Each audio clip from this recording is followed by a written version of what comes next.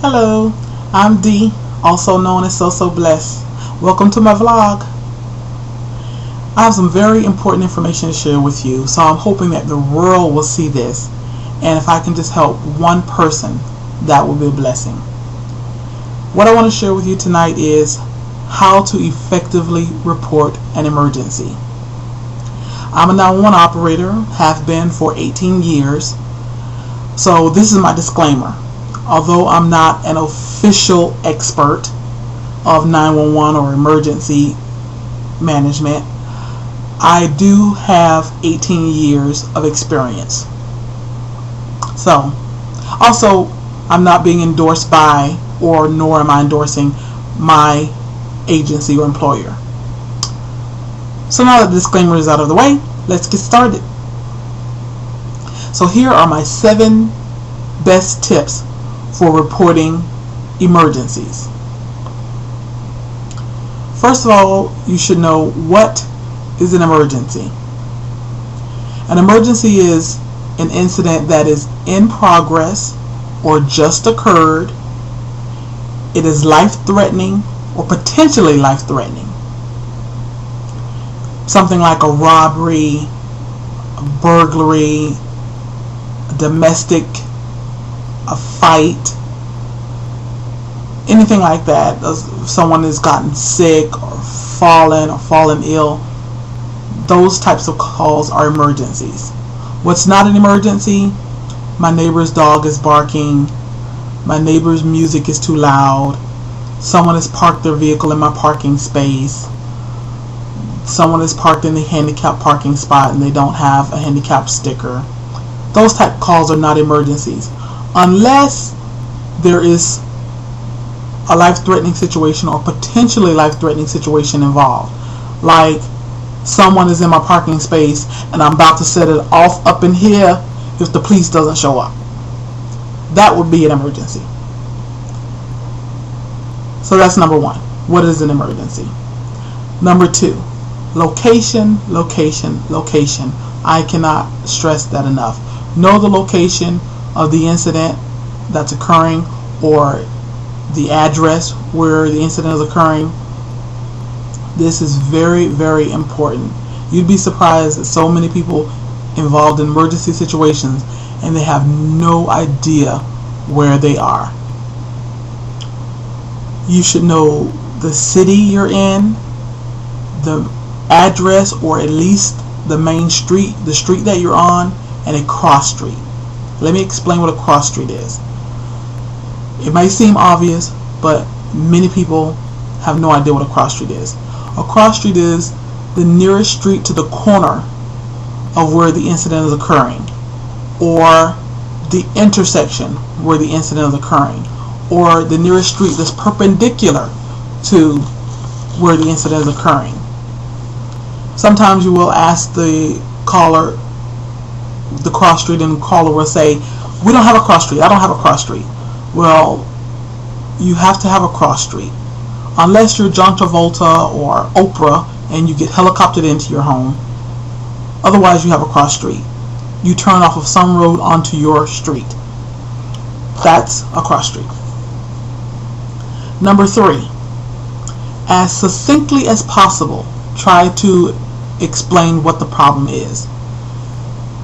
I've been robbed. I just witnessed a shooting. I was just beat up. My car was just stolen. My business was just burglarized. Try to pinpoint exactly what you're reporting. Don't just ramble on and on and on. Then minutes into the conversation, the 911 operator finally figures out what you're reporting. Number 4, this is much easier said than done. I do realize that. However, as much as possible, try to remain calm. This may seem impossible in the time of an emergency, but it is imperative that the caller remains calm so that we as the 911 operator can understand what you're saying and the location. Now just imagine if your home was being burglarized, or your business was being burglarized, or you were being robbed, or something major like that, and you only had one shot, one opportunity at dialing 911, and you dial 911 and you're screaming and yelling in the phone, and the operator doesn't understand, and your line gets disconnected. That would be horrible. So use that opportunity when you initially dial 911 or whatever your emergency number is for your country. Take that opportunity to try your best to remain calm and calmly give us the location and what the problem is. Number 5, listen to the 911 operator. Listen to the questions the operator is asking. We're going to ask questions like, what's the location? Can you describe the person or people or vehicles involved? What's the time lapse? How long ago did this incident occur? Do you have a direction of travel? Can you describe what the person was wearing? We're going to ask all kinds of questions like that. Were there any weapons involved? Know that a weapon can be more than just a gun or a knife.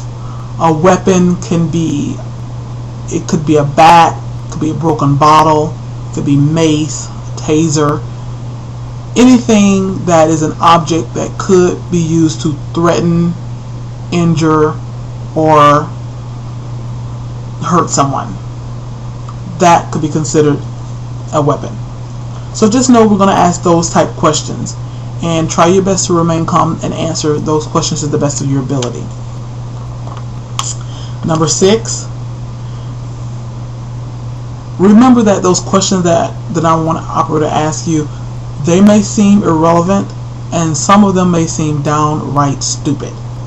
However, these are questions that we've been trained to ask, and these are questions that are necessary to better assist you.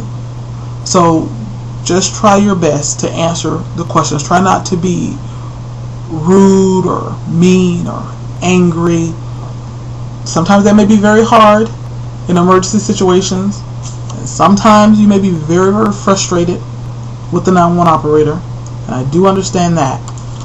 But as best as possible, try to answer all the questions that the operator is asking you. They are for a reason. Number 7 and last, when you dial 911 reporting an emergency, try your best to keep your phone line open. Try your best not to call and hang up.